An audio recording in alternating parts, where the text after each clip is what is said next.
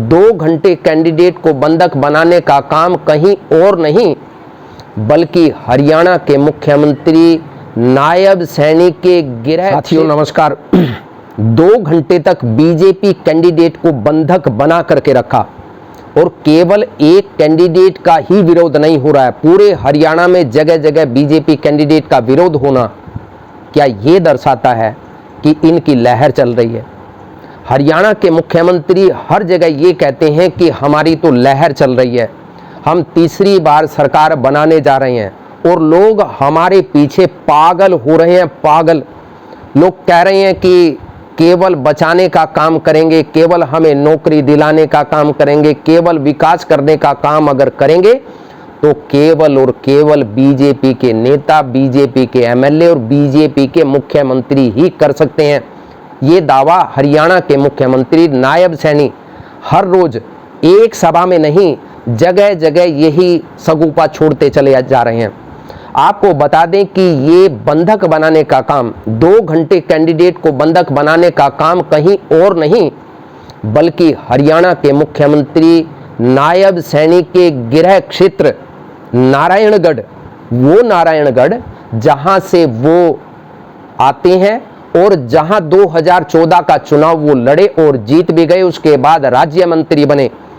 उसके बाद 2019 के चुनाव में उनको एमपी का टिकट मिल गया और वो कुरुक्षेत्र आ गए, कुरुक्षेत्र के सांसद बन गए।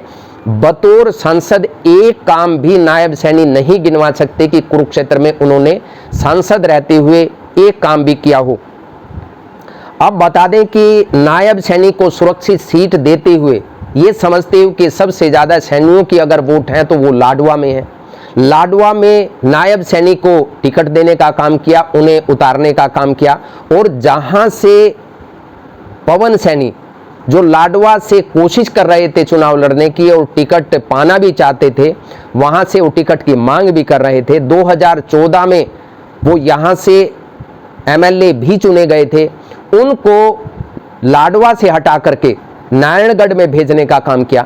अब नारायणगढ़ में किसान उनको बंधक बनाने का काम कर रहे हैं और केवल एक जगह नहीं, जगह जगह नारायणगढ़ में मुख्यमंत्री के अपने क्षेत्र में, मुख्यमंत्री के अपने गृह क्षेत्र में इस तरीके से किसानों के द्वारा विरोध होना, ये निश्चित तौर पर यह दर्शाता है कि पूरे हरियाणा में बीजेपी की लुटिया डूबने वाली है।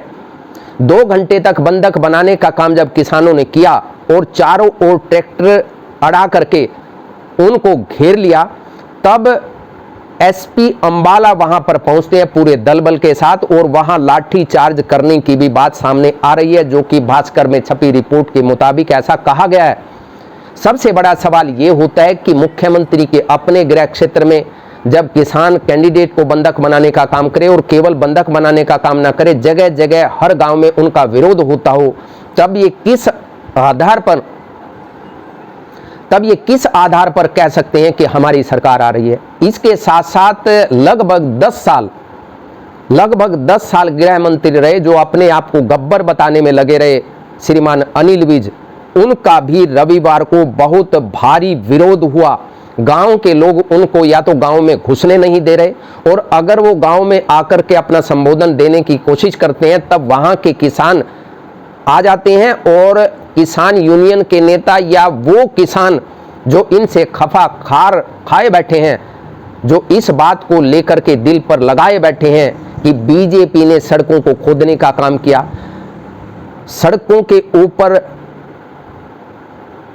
कीले बिछाने का काम किया, किसानों को मारने का काम किया, किसानों को बर्बाद करने का काम किया, वो सभी किसान इनका विरोध कर रहे हैं।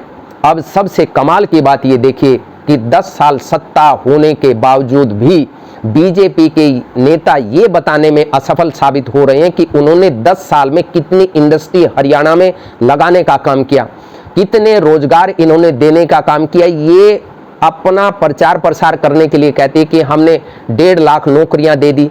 ये 1.5 लाख नौकरियां उन लोगों को भी नौकरी देने की बात कर रहे हैं जो कौशल रोजगार के तहत जिनको दिहाड़ी पर रखने का काम किया गया, उन्हें पक्की नौकरी नहीं दी है, उनको भी ये कहते हैं कि हमने नौकरी देने का काम किया। और वादा ये करते हैं कि हम 2 लाख नौकरी देने का काम करेंगे। अरे भाई साहब, 10 साल से आप क्या कर रहे थे? जो वैकेंसीज 10 साल में खाली हुई हैं और खाली पड़ी रही, उनको भरने का काम नहीं किया। अब ये कह रहे हैं कि हम नौकरी देने का काम करेंगे, 2 लाख नौकरी देने का काम करेंगे, ये करेंगे वो करेंगे। लेकिन अब तो इस चुनाव के दौरान बहुत ही भारी मामला पड़ता नजर आ रहा है बीजेपी के लिए। नवनिर्माण पार्टी अपील करती है कि आप विरोध कीजिए, लेकिन एक मर्यादा के तहत विरोध करना ज़्यादा उचित होता है। और विरोध का सबसे अच्छा तरीका और सबसे सटीक तरीका है कि आप अपने वोट के माध्यम से विरोध कीजिए। अगर आप सत्ताधारी पार्टी के काम से प्रसन्न नहीं है, उनकी नीतियों से प्रसन्न नहीं है, जिस प्रकार इन्होंने किसानों को बर्बाद और किसानों को मारने का काम किया, आप अपनी उंगली से एक बटन को दबा करके इनको चलता करने का काम कर सकते हैं।